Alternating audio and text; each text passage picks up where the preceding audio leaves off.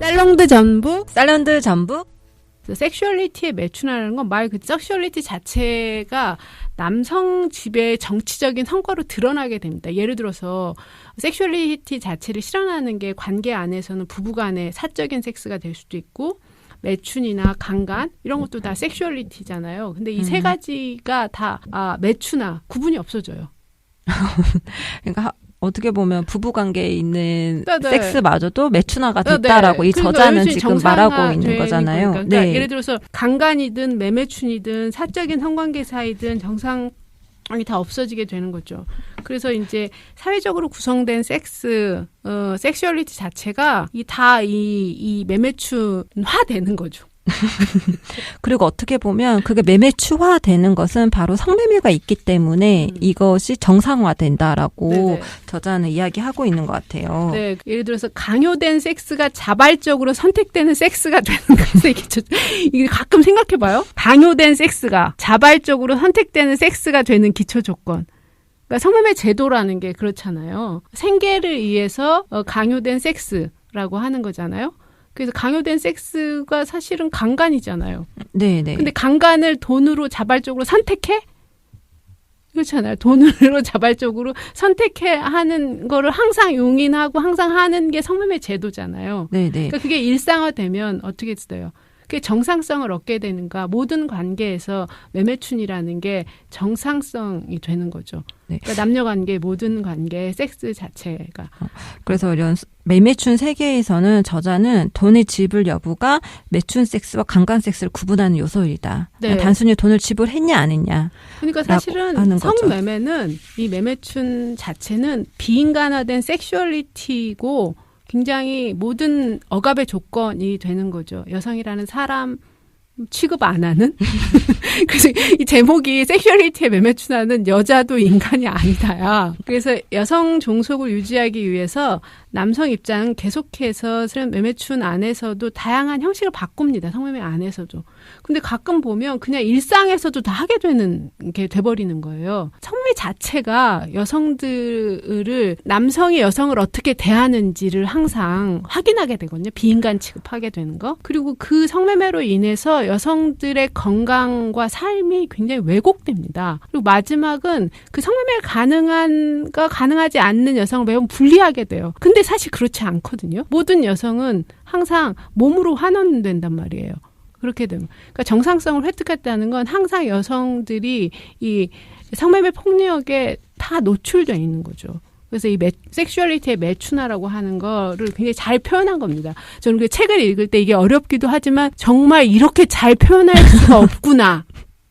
섹슈얼리티가 매춘화됐고 모든 섹슈얼리티가 정상화된다. 매매춘이 정상화됐다. 이런 표현을 되게. 그래서 실제 트위터에서 어떤 남성이 올린 글이 있었는데 그게 비교 분석표였어요. 네네. 그러니까 어떤 것들이 더 이득이냐 남성에게 하면서 했는데 성매매 여성과 비성매매 여성을 구분해 놓으면서 비용을 매겨 놓은 거예요. 어떤 것이 남성에게 돈이 덜 드는가, 가성비 대비 괜찮나. 그래서 결론은 성매매 여성은 그냥 성을 구매하는 것이 남성에게 이득이다.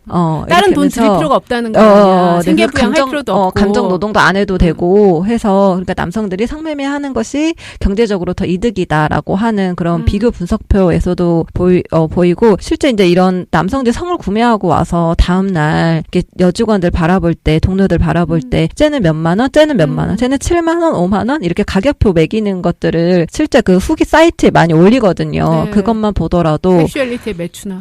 정말 섹슈얼리티의 매춘화죠. 매매춘의 정상화. 네. 그래서 실제로 남성들은 성매매에서 이런 통념이 있잖아요. 성매매에서 그리고 많은 여성들이 또 이런 얘기를 하는 거예요. 그러니까 순결한 여성을 보호하기 위해서는 성매매를 합법화해야 된다. 이게 얼마나 허무맹랑한 얘기냐면 매춘은 남성이 산 섹스인데 강간은 그냥 남성이 강취하는 것이다. 그러니까 둘의 별 차이가 없다는 거예요. 그러니까 돈의 지불 여부만 있다는 것이고 그래서 여기 저자에서도 성매매와 강간은 그냥 쌍둥이 같다. 그냥 연속성상에 있는 문제다라고 이야기를 하고 있습니다. 저는 그리고 책에서 기억 나왔던 게 또 이런 게 있어요. 성매매 여성들이 이렇게 비인간화되니까 마약이나 네. 약물 그 취약성이 굉장히 증대되거나 그렇게 해서 중독이 됐을 경우에는 구매자를 거절할 수가 없잖아요. 어떤 구매자들도 다 받아들이게 되잖아요. 그래서 구매자들 폭력이 굉장히 증대하고 고문이나 폭력도 당연시 되잖아요. 그래서 네네. 그런 섹슈얼리티, 그런 성매매도 정상화되는 거예요. 그냥 나중에는 거리두기든 뭐든 생존을 위해서 남겨준 자아가 없어요. 한계가 항상 무너지게 되고 그 자체로서는 이런 여성에게는 성매매 그 자체가 착취가 될 수밖에 없고 그런 장인 거죠. 그래서 뭔가 성매매와 성매매 피해를 구분해서 생각하는데 이게 얼마나 구분할 수 없는 것인지를 이 책을 보면 잘 드러나 있는데, 그러니까 성매매 자체가 여성에 대한 성적 대상하고 착취다라고 하는 거죠. 그 제도 자체가. 네. 그런데 이제 이런 식으로 하게 되니까 얼마나 이게 정상화됐는지 제가 한다면 포르노그래피 자체도 여성의 성적 착취물이잖아요. 그런데 네. 포르노그래피도 표현의 자유로 옹호되잖아. 그리고 매매춘도 얼마나 정상화됐는지 합의된 섹스야. 돈이 주면 돈이 합의된 지불 섹스. 여부가.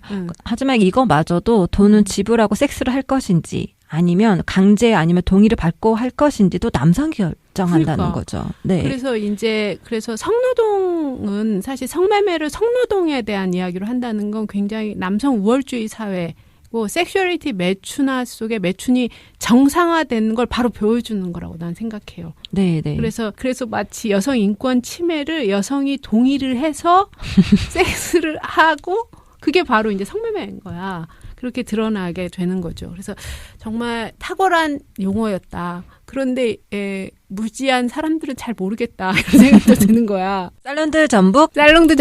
그래서 이제 저희가 무지하거나 현상을 보기 위해서 저희가 성적 권력 세 번째 주제로 넘어가는데요. 세 번째 주제는 발제를 한 다음에 이 내용을 통계로 한번 이해를 한번 해보도록 네. 하겠습니다. 현실의 통계로. 통계 내용에서 중요하게 생각되는 부분을 한번 골라봤는데요. 성적 권력과 관련돼서는 108페이지에서 109페이지 연속해서 읽을 건데요. 성 권력의 젠더 관계는 매매춘, 포르노그래피, 그리고 결혼 안에서 제도화된 동시에 개인화되어 있다. 여기서 개인적인 거는 정치적이다. 이게 또 생각이 나네요. 섹스는 보통 사람들의 시선으로부터 가려진 가운데 개인적으로 일어나는 인간 관계 속에서 확인되는 관계적 권력이다. 프랑스 사생활의 역사에서 섹스는 비밀로 지칭된다. 그룹 섹스 그리고 또는 집단 강간을 제외하면 성적 관계는 일반적으로 눈에 보이지 않으며 언급조차 되지 않는 경우가 많아서 권력 관계는 구조적으로 개인화되고 그러면서도 상업화되게 마련이다. 사적인 성적 관계에서의 권력이 비과시적이기 때문에 성산업에서의 권력이 제3세계를 지배하는 권력 관계 안에서의 섹스의 사용도 비과시화된다. 결과적으로 성의 권력 관계에서 개인이라는 단위는 여성을 매매하고 상품화하는 성산업의 발전과 국가 정책에 의해 실현되는 동시에 유지된다. 이러한 성의 권력 관계에서는 맥락에서, 즉 여성업갑의 개인적이고 성애화된 지점에서 여성들이 집을 떠날 때 그들은 거의 대부분 섹스의 공적, 정치적인 제도인 매매춘에 빠져든다. 이게 얼마나 개인적인 문제가 아니라 사실 사회적으로 구성되어 있는가를 잘 드러나주고 있는 것 같은데요. 또다시 유색 인종 여성들에 대한 경제적 대안을 가로막는 인종차별의 권력관계와 서구의 헤게모니는 빈곤한 여성들을 위한 정상적인 조건으로서 매매춘을 불러들인다. 권력은 득이 된다. 그들은 타자를 종식시킴으로써 지배 계급을 위한 이득과 우월적 주의를 생산한다. 성착취는 여성에게 심각한 해를 입히기 때문에 이로부터 남성들이 얻는 이익은 단순히 남성에게 득이 되는 것만은 아니다. 성착취는 여성을 후퇴시키고 그것이 가지고 있는 해악 속으로 타락시키기 때문에 발전과 성장을 향한 여성의 성적 능력을 좌절시킨다. 라고 해놓았습니다. 네. 그래서 캐틀린 베리는 성적 권력, 성적 권력으로 성착취가 해당하는 걸 4단계를 표기해놨는데요. 네네. 여기 한국 사례도 잘 나옵니다. 첫 번째 단계는 여성에 대한 불법 거래. 그렇습니다. 여성에 대한 매매, 섹스로 환원시켜서 여성이 종속되고 경제적 의존하게 되죠. 섹스로 환원시켜서 여성이라는 몸이 매매되고 거래되는 과정이고요. 두 번째는 군대에서의 매매춘. 저희가 다음에 한번 다룰 것 같은데요. 네. 전쟁과 남성성 그리고 휴식과 오락이란 이름 하에 저희는 네네. 또 전쟁의 역사죠. 그렇죠. 지금, 네, 6.25 전쟁부터 해서 역사점 일제시대부터 하겠네요. 식민지화부터. 네. 우리가 위안부 일본군 성노예 네. 그리고 기주천 성매매 그리고 현재 산업화된 성매매 이렇게 해서 성매매에 대해서 산업화된 성매매 아니 분단국가에 대한 성매매까지 해서 휴식과 오락 아주 두 번째 군대에서의 매매춘 문제였고요. 세 번째는 성의 산업화된 성착취 개념이죠. 저희가 이따 퀴즈로 얘기할 건데 어마어마한 세계 위기에서요. 여성들의 경제적 궁핍과 고용기회의 부재로 또 가부장제 성별 권력은 끊임없이 여성의 공적으로는 여성의 성적 조건과 사회적 조건을 마련해서 항상 성매매에 몰리게 되고 경제적으로 착취에 당하게 됩니다. 네 번째는 이런 과정을 통해서 매춘의 정상화라고 했습니다. 그래서 포르노그래피가 가득 찬 사회. 이거 지금 읽으니까 되게 슬프더라고요. 정말 포르노그래피가 가득 찬 거야. 이 디지털 성범죄와 성착취. 그러니까 포르노그래피가 그 당시에는 안드레 조약의 일원이고 강간은 실제라고 했거든요. 근데 가상 안에서의 포르노그래피는 실제인 거야 지금. 성착취 범죄는 지금 실제로 일어나고 있는 거잖아요. 그 전에 또 성매매는 또 애행 연습이라고 이렇게 하게 그런 됐잖아요. 면에서 포르노그래피가 가득 찬 사회. 그래서 거기다가 또 여성의 동의라는 이름의 섹슈얼리티 매춘화에 동의함으로써 공적 사회에서 여성들에 대한 사회적 통제가 굉장히 강화되었습니다. 가부장제 조건에 부합하는 규범과 가치, 사회적 구성, 성적 권력은 성별 권력, 성의 정치학을 드러내고요. 사적으로는 결혼제도, 공적으로는 산업화된 형태 안에서 여성의 삶과 정치적인 조건을 짓게 되는 거죠. 여기 책에서는 굉장히 잘 나와 있어요. 매춘의 정상화가 80년대 성과학과 포르노그래피 담론과 성해방 문화 안에서 여성들이 얼마나 포르노로 탈인간화되고 성적 대상화, 물건, 상품으로 제시하고 매매춘이 극대화되는가 이런 이야기가 잘 되어 있고 90년대는 매매춘이 정상화되는 단계를 남성 중심의 성문화를 굉장히 많이 드러났습니다. 그래서 지금 대한민국 안에서 드러나는 디지털 성범죄, 성착취 이 과정이 이 성매매의 정상화가 드러나는 한 형태인 것 같아요. 여성들이 남성에 의해서 성적 서비스로 이용된다는 일상적인 경험인 거죠. 일상적인 착취가 가능한 세계에 지금 저희가 살고 있습니다. 지금 저희가 얘기하는 장이 이제 성적 권력 안에서 성착취의 4단계를 통해서 한번 보았습니다. 살롱드 전북. 그러면 이제 구체적으로 통계를 통해서 한번 현재의 성적 권력이 어떻게 드러나는지 이야기를 한번 해보도록 하겠습니다. 권력 통계로 보는 이야기인데요. 남성들의 성적 권력이 어떻게 가부장제 억압 체계를 잘 바치고 있는지를 드러냅니다. 네네. 그래서 실제 이게 뭐 성산업에서만 성적 권력이 드러나는 것이 아니라 우리 일상 안에서도 얼마나 이게 드러나는지를 드러나죠. 성별 권력 관계를 유지하는 토대, 종속을 유지하는 토대가 바로 성매매, 산업화된 성착취로 드러나게 되는데요. 지금 저희가 지난 시간에도 계속 얘기했는데 첫 번째 통계가 50.7%? 이게 무언가요? 50.7%는요. 저희가 많이 얘기하는 둘 중 한 놈 성구매자라고 해서 어떻게 보면 성착취자가 50.7%인 거죠.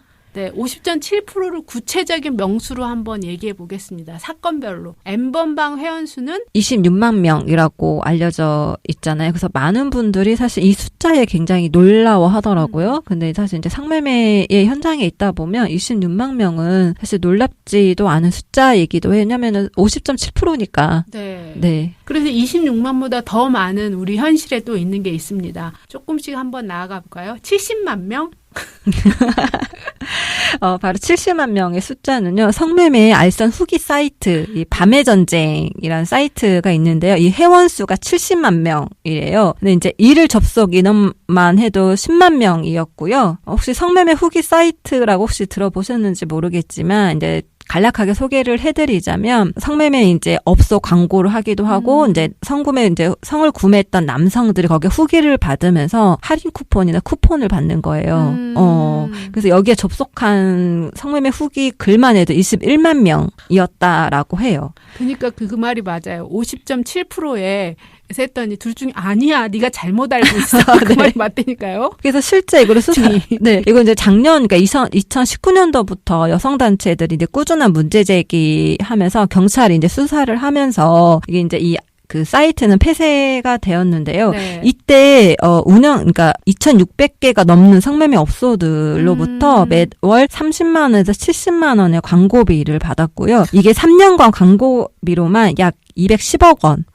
그러니까 불법 이득을 취득했다라고 해요. 그래서 뭐 불법 촬영이 요즘에 이제 뭐 불법 촬영 관련해서 많은 사회적 이슈가 되었지만 사실 이 토대는 사실 성매매 현장에서 많은 남성들이 성매매 후기나 이런 거 사이트에 올리기 위해서 불법 촬영을 해서 이 여성의 품평이라든지 서비스는 어떻게 하는지 이래 관련해가지고 그러니까 되게 만연한 곳이 사실 성매매 현장이었었거든요. 네. 네. 그래서 보니까 지금 전북 지역에도 32개 업소 광고되고 있는 것으로 파악됐다.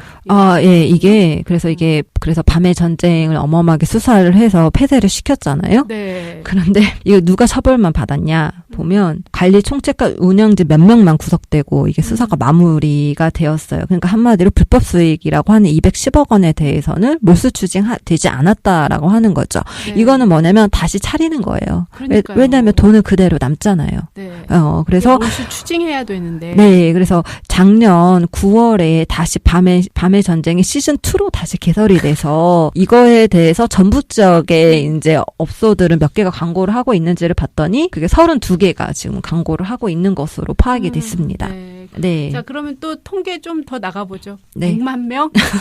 100만 명이라는 숫자는 바로 소라넷이라고 하는 이게 바로 오래된 물론 17년간 운영이 됐고요. 이게 이제 불법 성착취 사이트 소라넷 이라고 해서 대부분 이제 이 회원 수가 100만 명에 육박했다라고 해요. 그래서 실제로 이거는 뭐 골뱅이 인연 이렇게 하면서 이제 많이들 분노했었던 건데 이와 관련된 뭐 하용가라는 소설에서 이게 실화를 바탕으로 한 아마 정미경 작가였을 거예요. 네, 그래서 성폭행 모의까지 이제 이루어졌었던 사이트인데요. 이거에 대해서 처벌받은 사람은 운영자 단 한 명이었다라고 해요. 네, 100만 명 이야기까지 들었습니다. 마지막인데요. 이렇게 사람이 많네요. 112만 명? 이게 텔레그램 엠번방이 어떻게 진화하고 성착취물이 이렇게 이동 경로를 보면 텔레그램 엠번방이 어느 날 갑자기 생긴 게 아니에요. 아까 제가 뭐 성매매 알선 사이트 그리고 소라넷이 17년간 운영됐었는데 2016년도에 이제 6월 폐쇄됐다라고 했잖아요. 이러면서 이제 남성들 이동하기 시작한 거예요. 뭔가 안전한 곳으로.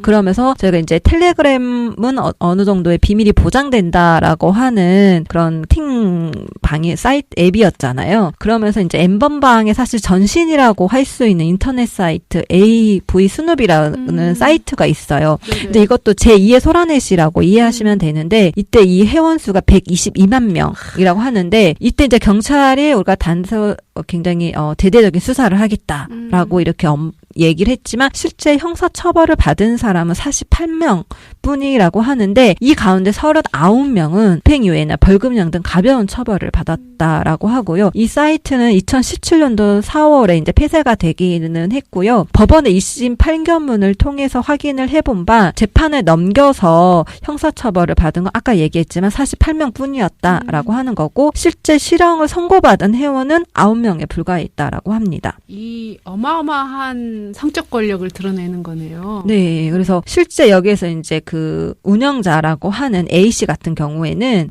주로 여기에 이제 아동 청소년 성착취물을 포함해서 불법 영상물 23만 개를 유포했는데 징역 1년 6개월을 선고받았어요. 올해 2월에 만기 출소를 했습니다. 그래서 미국으로 송환도 안 되고. 네네. 그 얘기도 하자면 정말 여기도 어마어마한 숫자가 있습니다. 숫자 놀이 중에 하나가 50.7%보다 많다라는 것도 또 여기서 입증이 되는데요. 그 웰컴 투 비디오 손정우 사건 통계 중에서 저는 기가 막혔던 게 여기 4,000명이 아동 성착취물을 거래하는 거거든요. 네. 유료 회원만이에요. 그래서 이제 실제로... 다운로드가 36만 건인데 그 중에서 310명이 소지 혐의로 아동 음란물입니다. 소지 혐의로 고소됐는데 그 중에서 한국인이 몇 명인 줄 아세요? 전 세계 310명 중에서 한국인이 223명이에요. 거의 한국인이네요. 어마어마해요. 손정우 개인이 한 청소년 음란물 자체가 3,055개. 한 개만 해도 진짜 이거 길게 하면 10년 이상 무기징역감인데 3,055개를 제공한 혐의인데. 실제로 여기서 유료 회원 수가 4,000명이라고 했을 때 네. 이거에 그냥 단순히 회원이다, 이거를 뭐 소지했다, 시청했다라고 보는 문제가 아니라 실제로 여기서 접근하기 위해서는 직접 올려야 되거든요. 그러니까 어떻게 보면 유포하고 배포했다라는 혐의도 같이 봐야 되는 거죠. 이거는 솜방망이도 아니에요. 이렇게 딱 한 번 건드린 거 아닐까요? 터치. 진짜 그렇습니다. 미국 같은 경우에는 이건 아동 음란물 관련해서 다운로드만 받더라도 한 편당 5년형이라고 하잖아요. 최소. 근데 우리나라 같은 손정우 같은 경우에는 이거 실제로 운영자였었고 4,000개가 벌써 몇 개를 올렸나요? 3,055개? 네네. 거의 3,055개. 네. 그럼에도 불구하고 지금 1년 6개월 형 받아서 지금 자유의 몸이 되셨죠? 네. 그래서 어마어마한 지금 숫자, 저희가 통계로 보는 성적 권력 이야기하고 있습니다. 이런 게 다 가능한 건 성매매라고 하는 산업화된 성착취 제도가 있는 거죠. 항상 여성은 물건으로 사고 팔 수 있고 언제든지 타자로 하는 데고 여자도 인간인가? 그래서 언제든 남성에게 권력을 주어지는 거가 그거를 정상화하는 게 결국에는 내가 돈만 있으면 난 언제든 여성의 성을 상품으로서 구매할 수 있다라고 하는 문화가 있기 때문에 이러한 것들이 제2, 제3의 이런 그 온라인 상에서도 우리가 텔레그램 관련해서는 이게 어떻게 보면 성매매 없어요. 온라인판이라고 저희가 이야기를 하고 있거든요. 네, 그래서 저는 또 장미님이 준비해온 통계 중에 좀 깜짝 놀랐던 거 너무 사람이 적은 거야. 근데 알고 보니 많은 거야. 네. 88명? 이건 무슨 숫자인가요? 이거는 이제 올해 작년 기준에 그 한국 여성의 전화에서 발표했던 자료인데요. 지난 1월부터 12월까지 남편이나 애인 등 치밀한 관계에 의해서 남성에 의해 살해된 여성의 숫자예요. 이것이 1로 계산을 해보면 88명이잖아요. 근데 1.8일 만에 한 명이 살해됐다라고 보시면 되니까 사실 이게 어마어마한 숫자인 거죠. 그런데 살인미수 등으로 살아남은 여성은 최소 108명. 이라고 보고 있고요. 이거는 그러니까 한국 여성의 전화에서는 통계한 자료이기 때문에 더 많겠죠. 네. 네. 그래서 여성들이 가장 가까운 사람한테 살인을 많이 당해요. 네. 그러니까 그게 애인이나 남편. 그리고 이거는 실제 언론에 보도된 살인 사건을 분석한 결과이기 때문에 실제로 언론화돼 보도되지 않은 것까지 합하면 어마어마한 숫자라고 볼 수 있죠. 최소 한 명이 살해된다. 네. 그냥 매일 하루에 한 명씩. 그렇죠. 통계로만 잡힌 것만 봤을 때는 친밀한 관계에 의해서 남성에 의해서 살해된 여성의 숫자가 하루에 한 명이라고 보시면 되죠. 이런 성적 권력이 작동하고 있습니다. 그런 상황에서 성매매가 정상화되고 있는 거죠. 끊임없이. 자, 그러면 저희가 세 번째 주제로까지 한번 얘기를 해보았습니다. 이 세 번째 주제에서는 이 통계로 얘기한 것 중에 이런 게 가능하게 되는 사회는 어떤 사회이냐라고 봤거든요. 저희 이 여성들의 지위를 제가 한번 살펴봤어요. 이런 게 가능한 사회는 도대체 여성들이 어떻게 살고 있나라고 했거든요. 딱 몇백만 명 이런 게 아니라 저희 숫자가 너무 적은 거예요. 네. 제일 적은 것부터 한번 얘기해볼까요? 2.3% 뭐 이런 거? 저는 사전에 좀 이야기 드렸기 때문에 2.3% 감이 오실지 모르겠지만 바로 CEO, 여성 CEO 지수가 남성 100명 중에 여성이 2.3명이었던 거죠. 그나마 최근엔 2.3명인 거죠. 거예요. 최근에 통계 치수가 올라간 게 19%? 이건 거의 최대치라고 하는데요. 여성 국회의원 수가 바로 19%라고 합니다. 네, 보세요. 2.3% 여성들이 경제적으로 얼마나 약자인지 알 수 있고요. 19% 의사결정, 어떤 사회를 만들 것이냐. 의사결정의 19%. 네.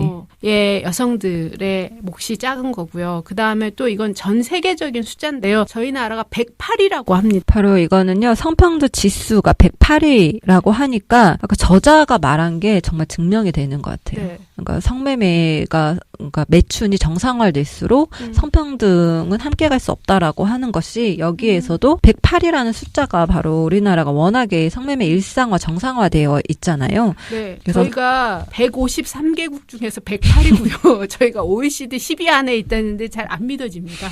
네. 그리고 또 OECD 안에서 한국의 여성과 남성의 갭이 가장 큰 것 중에 하나가 성별 임금 격차예요. 아, 네. CEO랑 임금 격차. 이게 남성 100만 원 받을 때 지금 거의 60만 원대거든요. 네. 그러니까 반 조금 더 받는 거죠. 인간 맞아? 여자도 인간인가? 그래서 실제로 성적 권력이라고 하는 것이 이 가부장적이라는 권력이라고 하는 것이 얼마나 우리 일상적으로도 이렇게 모든 거에 다 연관이 되어 있는 것 같아요. 직장에서든 네. 경제적이든 집에서는 뭐 물론 말할 게 없죠. 네. 그래서 성적 권력이 작동되는 사회죠. 성별 권력, 남성에 의한 성적 권력이 정상화로 작동되는 것은 남성이 원하면 언제든지 살 수 있는 성매매고, 그게 가능한 사회에는 성불평등 사회, 여성을 억압하는 사회, 그런 제도의 밑바닥에는 성매매가 있게 되는 거죠. 네, 그래서 저희가 통계로까지 한번 봤습니다. 쌀런드 전북. 세 가지 주제를 짧게 다뤘습니다. 책은 훨씬 더 많은 내용이 들어있습니다. 저희가 이번 호를 짧게 한 거는 지난 호가 너무 길었다. 듣기 부담스럽더라. 그런 얘기를 감안해서 좀 짧게 한 거고요. 또 어떻게 보면 1장, 2장을 좀 집중해서 조금 읽어주셨으면 하는 바람도 있습니다. 네네. 그리고 구체적인 사례는 한꺼번에 읽기 어려우시다면 시간 날 때 조금씩 읽어보라고 얘기하고, 나머지 부분에서 조금 빠진 이야기를 하면서 마치려고 합니다. 여기 보면 저희는 마치면서 이 얘기는 좀 같이 나눠봤으면 좋겠다, 이런 얘기를 하던 건데요. 여기서 성매매에 대해서 이 책이 왜 읽어야 되는가 얘기를 잘 정리해주고 있어요. 그 앞부분을 함께 한번 공유해 보겠습니다. 성매매는 산업화된 성착취라고 이제 우리가 부르게 될 건데요. 성매매는 여성에 대한 폭력, 인권 침해다라는 걸 하고요. 여성에 대한 폭력이나 인권 침해가 아니라 하나의 거래 행위로 우리가 얼마나 자연스럽게 여기가 있는지 여기서는 고발하고 있습니다. 그래서 성적 권력과 성착취에 대한 명확한 개념과 인식이 필요하다고 캐슬린 베리는 얘기하고 있고요. 책을 통해서 여러분들이 사례를 통해서 구체적으로 접하게 되실 겁니다. 성매매, 성착취는 여성 전체의 문제이다 라고 얘기를 하고 있죠. 그래서 여성들의 삶에 영향을 미치고 성평등한 사회를 원한다면 함께 갈 수 없다라는 이야기를 하고 있습니다. 그래서 구체적으로 성매매가 가능한 사회에서는 이런 영향이 나온다고 합니다. 첫째는 성착취는 남자가 여자를 보고 대하는 방식을 결정한다. 그러니까 즉 아까도 뭐 얘기했지만 성매매 여성 그리고 비성매매 여성을 구분지을 수 없다라고 하는 거죠. 네. 그래서 여성을 내가 어떻게 바라봐야 되고 내가 어떻게 태도를 취해야 되는지에 대해서 내가 언제든지 돈만 있다면, 여성의 성을 마음껏 내가 구매할 수 있는 권리가 있다면 모든 여성들을 대할 때 이 성적 권력이 작동돼서 비인간화한다라는 것을, 이것은 모든 여성들 그렇게 대하고 비인간화하게 방식으로 간다라는 것을 꼬집어주고 있습니다. 그리고 저는 이 책을 통해 드러나는 게 성매매 자체라고 하는 것이 여성의 삶에, 전반적인 삶에 얼마나 악영향을 미치는가. 사실 전 세계 여성들의 삶에 악영향을 미치고 있어요. 그게 아까 통계 지수에서도 잘 드러난 것 같아요. 저희가 성평등 지수가 108이라고 했잖아요. 저는 이거 성매매 태도와 저는 연관이 있다고 생각을 해요. 네. 그래서 여성의 삶과 건강에 굉장히 악영향을 미치고 있습니다. 그리고 마지막으로 성매매, 성착취는 항상 여성들을 혐오하고 분열시키게 되는 것 같아요. 성매매 자체, 가부장제 사회에서는 항상 여성들을 쪼개게 되죠. 성매매 된 여성, 성매매 될 여성과 되지 않는 여성. 그래서 사실은 이렇게 하면서 끊임없이 여성을 통제하게 되죠. 그래서 남성 지배 체제에 두게 되고 여성 전체를 비하하게 되는 겁니다. 그래서 여성도 내가 정말 여성이 섹슈얼티로서의 자유롭고 싶다면 늘 저희는 이 성매매 여성을 대하는 태도가, 남성들 바라보는 낙인이 모든 여성들과 연결되어 있잖아요. 한순간에 여성을 도덕적으로 타락시키는 것은 단순히 성매매 성매매 여성만 바라보는 것이 아니라 그러니까 모든 여성들과 연결되어 있는 문제라고 했었을 때 그러니까 전체 여성들을 비하하고 통제하는 고 있다라고 하는 것이고 그거에 대한 정상성이 바로 성매매다라고 네.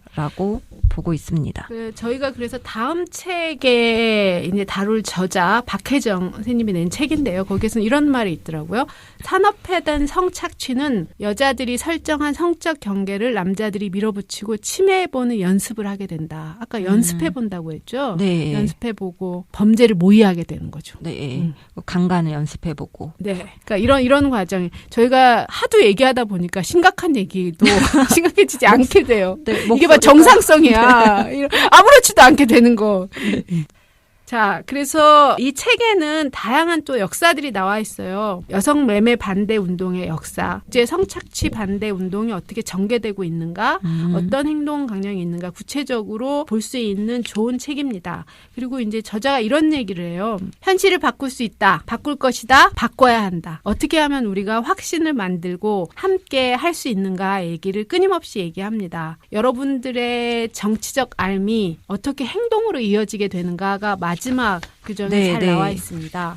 그래서 새로운 현실을 상상하고 가능하게 해야 된다라는 얘기를 하거든요. 구체적인 사례를 좀 얘기하고 있는데요. 장미님이 한번 얘기해 주시겠어요? 성착취에 대항하는 여성 운동은 바로 이렇게 실천, 바로 행동해야 된다라고 저자는 이야기를 하고 있는데요. 내가 뭔가 알았다면 거기서 멈추는 것이 아니라 그거에 대해서 내가 대항하고 나아가야 된다. 그리고 의식화를 통해서 여성주의적인 의식화를 통해서 내가 지지 기반하면서 서로 네트워크할 수 있고 정치적으로 투쟁해 나가야 된다. 라고 저자는 목소리를 내고 있습니다.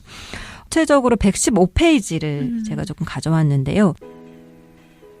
침묵을 깨고 성착취의 야만적인 현실에 직면하기 위해서는 여성주의 정치 의식화가 필요하다. 그러니까 의식화는 폭력적이고 고통스러운 현실을 새로운 암으로 변화시켜서 권력을 폭로하게 하고 실천하게 한다. 성착취에 직면하여 권력관계에 대한 정치적 의식화가 없는 채로 무지에서 암으로 나아간다면 기존의 자유주의 이데올로기 또는 고통 그 자체와 만나게 될 뿐이다. 즉 성착취가 불가피한 것이 아니고 정치적으로 구성된 것이기 때문에 여성에 의해 해체될 수도 있다는 것임을 알지 못하게 된다. 모든 성착취에서 공통적으로 나타나는 현상은 나는 누구인가, 나는 무엇이 될 수 있는가에 대한 감각, 즉 여성의 정체성에 대한 분열과 치매이다.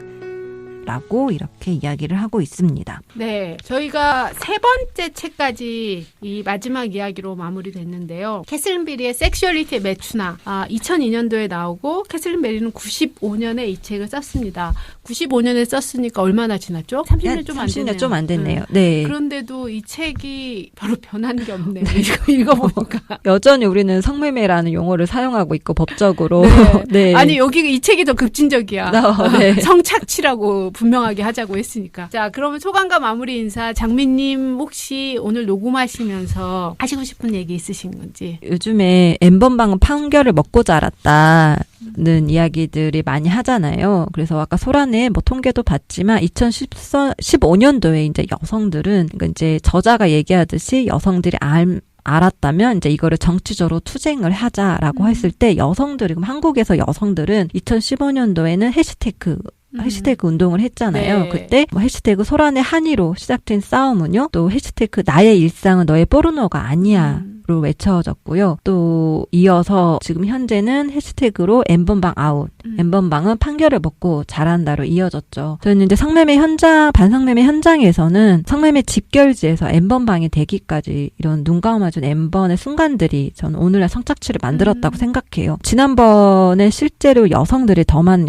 성구매자, 알선자보다 여성들이 더 많이 처벌받고 있는 현실. 그리고 이렇게 성구매자 남성들에 대해서는 관대한 처벌. 이것이 곧 기소우회를 하고 그리고 8시 여성들은 기본 40몇 시간이지만 남성들은 8시간 교육을 받으면 기소우회 처분해 주는 거. 남성들도 재수없이 나만 걸렸어. 막 이러한 인식이라고 했을 때 저는 이제 법이 다시 가해자들을 그러니까 성구매자들을 더 이상 면죄부를 주는 것이 아니라 다시 일상으로 저는 돌려보내서는 안 된다고 생각해요. 거예요. 그래서 이걸 범죄, 성착취라고 인식하기 위해서는 법이 제대로 작동을 해야 되는데 가해자들을 처벌받게 해야 된다.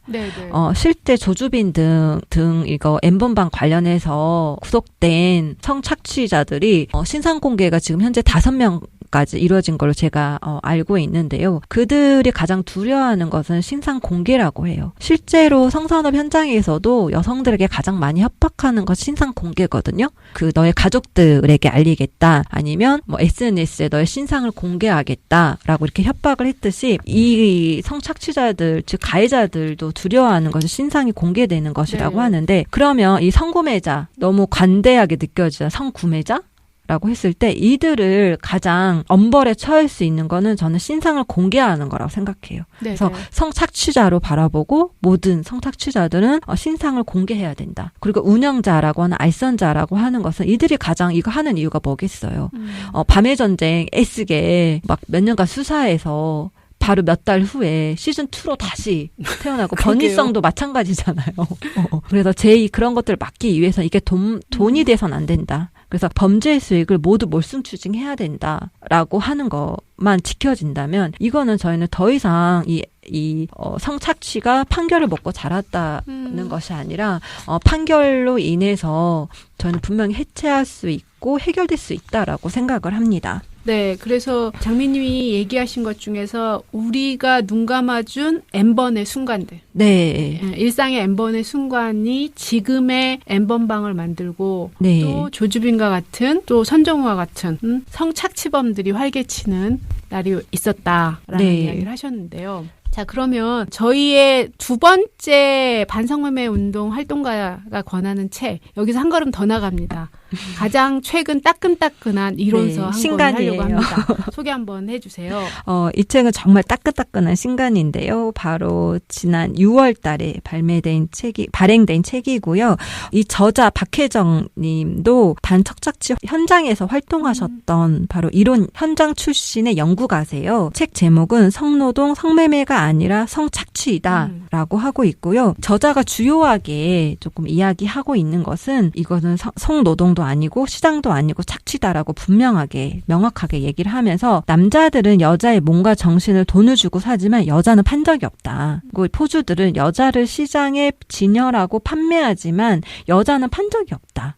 그러니까 여자의 몸에 시간당 요금을 매겨서 대여함으로써 여성에게 폭력을 행사하고 몸과 정신을 착취하도록 만드는 시스템을 뭐라고 불러야 할까? 이것이 성매매인가 성노동인가? 라고 저자는 질문을 던지면서 남자가 여자와 여자의 몸, 여성이 가진 인간으로서의 존엄성을 사고파는 이 시스템은 더 이상 노동이나 매매로 불러서는 안 된다라고 하면서 구체적으로 이제 현장의 이야기들을 책을 통해서 담아내고 있습니다. 네, 그래서 이 책은 성착취 근절의 실천 필독서다.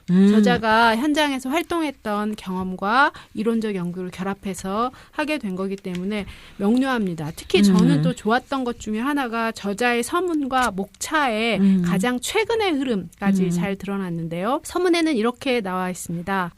최근 학계와 운동계에서 더불어 일반인들도 성착취를 성노동이라는 그럴듯한 용어로 사용해 논하는 경우가 많아졌다. 성매매 피해자라는 말보다 성노동자라는 말이 당사자를 더 존중하는 느낌이 들기 때문이라는 것을 안다.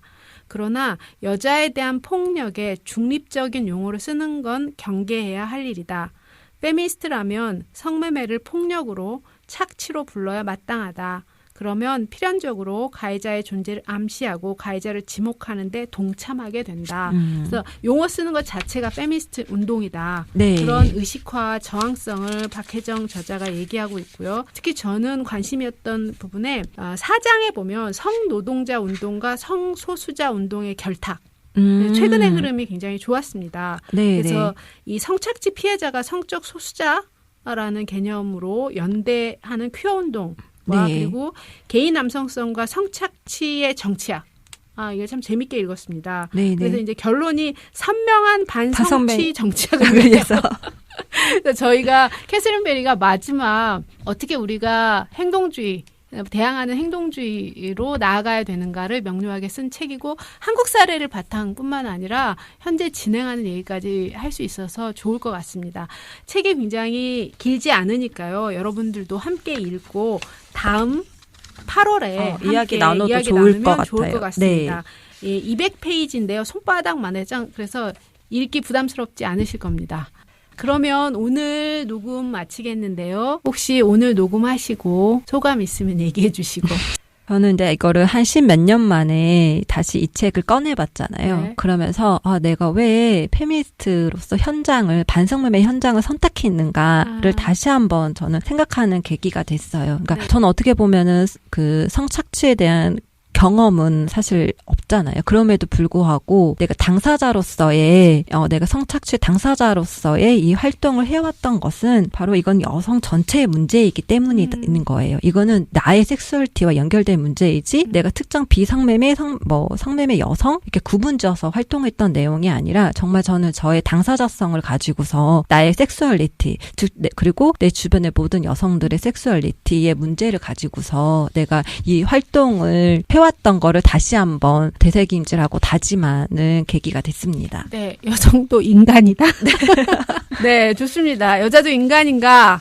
여성도 인간이다. 그래서 성착취가 해결되지 않고서는 여성의 평등성과 존엄성 그리고 여성의 섹슈얼리티 해방은 없다. 네, 좋습니다. 네. 저희 그래서 이론서 하고 이거 이론서는 투쟁의식을 막 불러일으켜야 하는데요. 오늘 두 번째 주제인 반성매매 현장 활동가들이 권하는 이론서. 를 같이 하는 첫 번째 섹슈얼리티 매추나 이야기를 다뤘습니다. 다음 책은 박혜정 선생님의 성노동, 성매매가 아니라 성착취. 성노동, 성매매가 아니라 성착취 책을 출판사가 열다북수. 네. 그래서 함께 같이 읽어주시고요. 살롱드 전북 녹음은 여기까지입니다. 살롱 전북 시즌 4는 전주시 사회혁신센터 성평등 커뮤니티 지원 기금으로 제작되고 있습니다. 고맙습니다. 그리고 끝까지 들어주셔서 감사합니다. 기획특집 두 번째 주제 8월에도 계속됩니다. 끝까지 함께 청취해 주시길 바랍니다. 고맙습니다. 다음에 뵐게요. 살롱드 전북 전북 짬벅.